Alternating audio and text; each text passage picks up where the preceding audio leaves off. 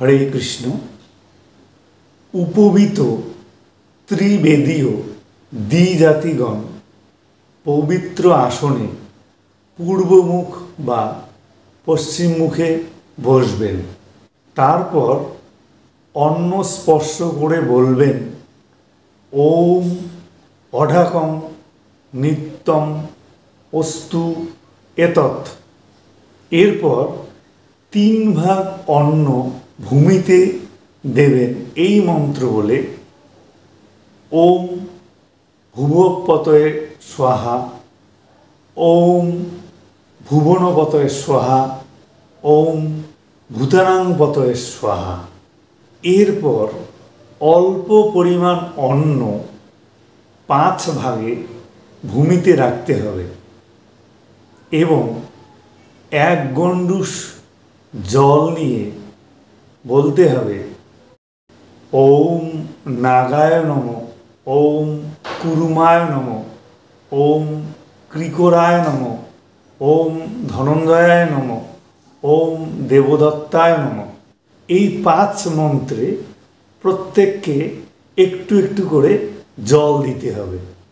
এরপর অবশিষ্ট জলে এতৎ সোপকরণং সিদ্ধান্নং নারায়ণায় নমঃ মন্ত্রে খাদ্যদ্রব্য উৎসর্গ করে অবশিষ্ট জল ওম অমৃত পস্তরন্মসি স্বাহা এই মন্ত্র বলে পান করতে হবে।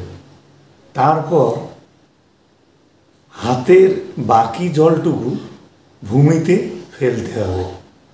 এরপর পঞ্চ প্রাণাহুতি মুদ্রায় অন্ন নিয়ে পঞ্চগ্রাস মন্ত্রে অন্ন গ্রহণ করতে হবে। এই পঞ্চগ্রাস মন্ত্র হল ওম প্রাণায় স্বাহা, ওম অপানায় স্বাহা, ওম উদনায় স্বাহা, ওম ব্যানায় স্বাহা, ওম সমানায় স্বাহা। প্রত্যেকবার অন্ন মুখে দেওয়ার পর অবশিষ্ট কিছুটা অন্ন ভূমিস্থ জলে নিক্ষেপ করতে হবে। এরপর যথারীতি ভোজন করতে হবে।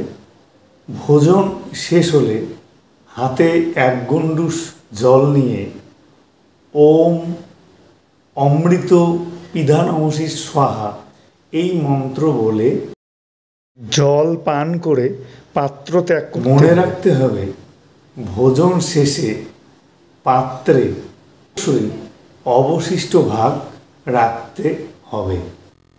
যজুর্বেদীয় দ্বিজাতিগণের ক্ষেত্রে নিয়মটা একটু আলাদা।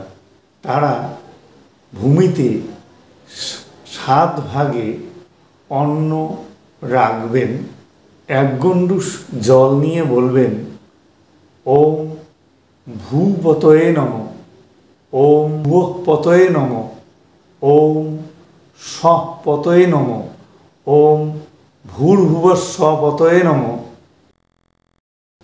ওম বায়বে নমঃ, ওম পৃথিব্যৈ নমঃ, ওম বিষ্ণুবৈ নমঃ। এই 7টি মন্ত্র পাঠ করে অন্নের উপরে জল দিতে হবে। বাকি সব নিয়ম একই রকম। দেহের গতিবিধি প্রথমে হৃদয় থেকে উৎপন্ন হয় এবং দেহের সমস্ত কার্যকলাপ সম্ভব হয় দেহ অভ্যন্তরস্থিত 10 প্রকার বায়ুর দ্বারা চালিত ইন্দ্রিয় সমূহের দ্বারা। এই 10 প্রকার বায়ুর বর্ণনা এইভাবে করা যায়। নাসিকার মাধ্যমে প্রবাহিত হয় যে বায়ু, তা হল প্রাণ। মলাশয় দিয়ে যে বায়ু নিষ্ক্রমণ হয় তাকে বলা হয় অপান। যে বায়ু উদরে খাদ্যদ্রব্য সংযোজন করে এবং কখনো কখনো শব্দ করে ঢেকুর তোলায় তাকে বলা হয় সমান বায়ু। যে বায়ু কণ্ঠনালী দিয়ে প্রবাহিত হয় এবং যার অবরোধের ফলে শ্বাসরুদ্ধ হয় তাকে বলা হয় উদান বায়ু। যে বায়ু সারা শরীর জুড়ে ব্যাপ্ত তাকে বলা হয় ব্যান।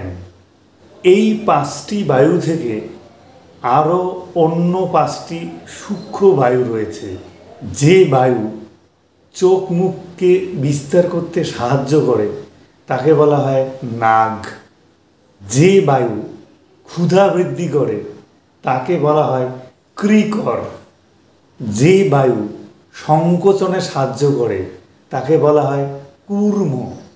যে বায়ু হাই তোলার মাধ্যমে দেহের ক্লান্তি দূর করে তাকে বলা হয় দেবদত্ত। যে বায়ু দেহের পুষ্টি সাধনে সাহায্য করে তাকে বলা হয় ধনঞ্জয়। হরে কৃষ্ণ। দয়া করে এই অধমের চ্যানেলটিকে সাবস্ক্রাইব করবেন, লাইক এবং শেয়ার।